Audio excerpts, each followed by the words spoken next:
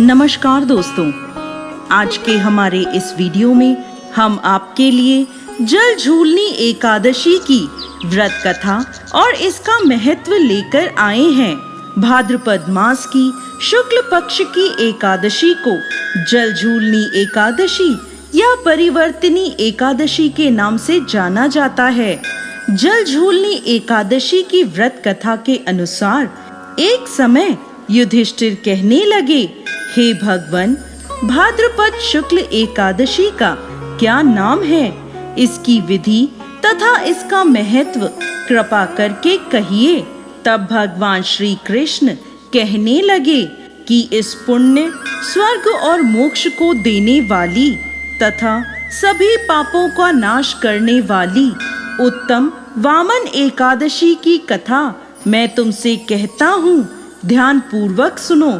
एक समय राजा बलि भक्त प्रहलाद का पौत्र तथा विरोचन का पुत्र था। वह दैत्यों का राजा था, जिसने अपने पराक्रम से तीनों लोकों पर आधिपत्य कर लिया। हालांकि उसमें अपने दादा के समान दानवीरता के गुण थे, लेकिन असुर कुल से होने के कारण उसमें अहंकार भी था। उसने अपने गुरु शुक्राचार्य की सहायता से 100 यज्ञों का आयोजन करवाया, जिसके पूर्ण होते ही वो सदा के लिए देवराज इंद्र के आसन पर विराजमान हो जाता। जब उसने 99 यज्ञ पूर्ण कर लिए, तब देवराज इंद्र सभी देवताओं के साथ भगवान विष्णु से सहायता मांगने उनके धाम वैकुंठ गए। वहां जाकर देवराज इंद्र ने उन्हें सारी समस्या बताई और कहा कि यदि बलि ने 100वां यज्ञ भी पूर्ण कर लिया तो उसका अंत करना असंभव हो जाएगा।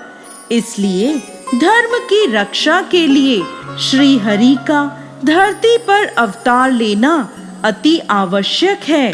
भगवान विष्णु ने स्थिति की गंभीरता को समझा तथा पृथ्वी पर अवतार लेने का निश्चय किया। जब राजा बलि अपने गुरु शुक्राचार्य के साथ 100वें यज्ञ का आयोजन करने ही जा रहा था, तभी वहां भगवान विष्णु एक छोटे कद वाले ब्राह्मण के रूप में अवतार लेकर आए तथा दान मांगने की इच्छा प्रकट करी। राजा बलि अपनी दानवीरता के लिए प्रसिद्ध था, इसलिए उसने यज्ञ शुरू करने से पहले उस बटुक ब्राह्मण को दान देने का निश्चय किया। वामन अवतार में आए भगवान विष्णु ने कुछ मांगने से पहले बलि से संकल्प लेने को कहा कि वो जो भी मांगेंगे राजा बलि को देना ही होगा। राजा बलि को अपने धन संपत्ति तथा शौर्य पे अहंकार था। इसी मद में वो संकल्प लेने लगे। जैसे ही वो संकल्प लेने लगे, उसी समय उनके गुरु शुक्राचार्य वहां आ गए और उन्होंने वामन अवतार में भगवान विष्णु को पहचान लिया। उन्होंने बलि को ये चेतावनी दी कि वह ये संकल्प ना ले तथा यज्ञ की शुरुआत करे, किंतु राजा बलि अपने अहंकार में चूर था। वो अपनी दानवीरता से पीछे नहीं हट सकता था। बलि ने अपने गुरु से कहा कि वह अपने द्वार पर आए किसी ब्राह्मण को खाली हाथ नहीं भेज सकता।